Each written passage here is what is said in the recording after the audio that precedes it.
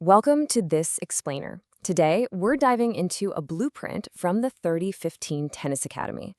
And look, we're completely debunking the myth that tennis is just some casual country club sport. If you've ever felt like your technique is absolutely flawless in set one, but then you're a step slow and, gasping for air by set three, this is for you. We are going to rebuild your conditioning literally from the ground up. So, here's our agenda to build that resilient, powerful game. We'll cover the real demands of tennis, agility for pro movement, strength and power training, conditioning for every level, and finally, the forgotten half of training. All right, section 1. The real demands of tennis. Stop and start. So why do you fade late in a match? I mean, you probably feel dominant during those first few games, right? Your racket is exactly the same, your strokes are the same, but the outcome, it just changes. Well, the 3015 Academy points out a pretty harsh reality here. Players who only practice their strokes, they hit a ceiling fast. Finishing strong isn't about willpower, it's about tennis-specific fitness. And the answer to that fatigue? It actually lies in the clock. 10 seconds. That's it. The average point in tennis demands an all-out explosive sprint, a sudden stop, a dynamic twist, and a recovery, all in under 10 seconds. Then you rest briefly and do the whole shebang again. Understanding this reality is absolutely crucial to training effectively. And, this is exactly why logging miles on a steady, linear jog is actually pretty poor conditioning for a tennis player. Tennis is an anaerobic, multi-directional sport. It's built on short, violent bursts of energy. So if you're only going for long-distance runs, you are actively training the wrong energy system for the court. Moving on to section 2, agility, or moving like a pro.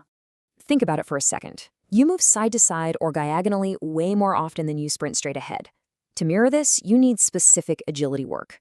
Things like high knee steps and crossover patterns on an agility ladder, they sharpen your footwork before you ever even touch a racket. And the spider drill, where you're sprinting to 5 cones arranged in a fan shape, that mimics exact court coverage. It builds that explosive first step you need to chase down a brutal drop shot. Now, the ultimate secret weapon here is the split step. Basically, it's a small hop perfectly timed to when your opponent strikes the ball, priming your legs to instantly push off. Drilling this until it's just completely automatic, that's what separates the pros from the recreational players who always seem to reach the ball a fraction of a second late. Okay, section 3, strength and power training. So strength in tennis is a full-body kinetic chain. Power doesn't start in your arm. Actually, it starts from the ground up. Squats and lunges builds that leg drive behind your serve. That power then transfers through your core. Planks and rotational throws make sure that power doesn't leak out before reaching the racket. And finally, serving thousands of balls puts massive stress on your upper body. So band work and pulling exercises balance out all that pushing motion to really protect your shoulders. Next up, section 4, conditioning for every level. Look, your program has to fit your current reality. For beginners, consistency beats intensity, for sure. You want to focus on movement quality with bodyweight squats and short sprints. Now, intermediates need to mimic match play. Try 15 seconds of hard sprinting, followed by 30 seconds of easy recovery to see real on-court gains. And for advanced players, it's all about periodized programming, heavy plyometrics, and balancing those physical loads with your tournament schedules. But beware of these common pitfalls because they will absolutely stall your progress. We mentioned distance running, but neglecting prehab for your shoulder, that is a fast track to chronic pain.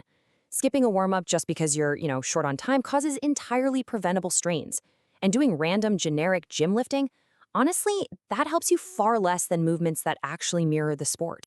Which brings us to section 5, the forgotten half, recovery. How you start and end your session is super critical. Never ever stretch cold muscles before you play. They just don't respond well to being held in place. Instead, you want to use dynamic movements, leg swings, arm circles, side shuffles, to fire up your nervous system. Save those gentle static stretches for your shoulders, hips, and hamstrings for the cool-down phase, right after your last point. Now, to avoid those late match cramps, you have to follow a chronological fueling process. Cramping is often a fueling problem, not a fitness one. So have a light carbs, like a banana, a couple of hours before playing. During the match, make sure you replace electrolytes with a sports drink. And afterward, get a mix of protein and carbs within an hour to support muscle repair. And guys, sleep and hydration are the absolute foundation of this entire blueprint.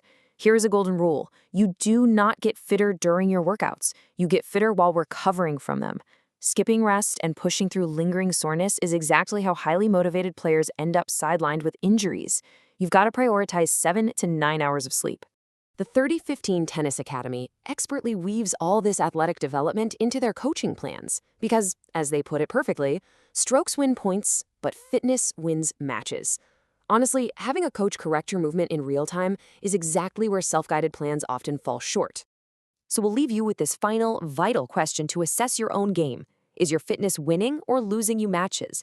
If you're ready to stop fading in the third set and build a faster, more durable body, it might be time to step up your conditioning. Thank you for joining this explainer. Now get out there and transform the way you move.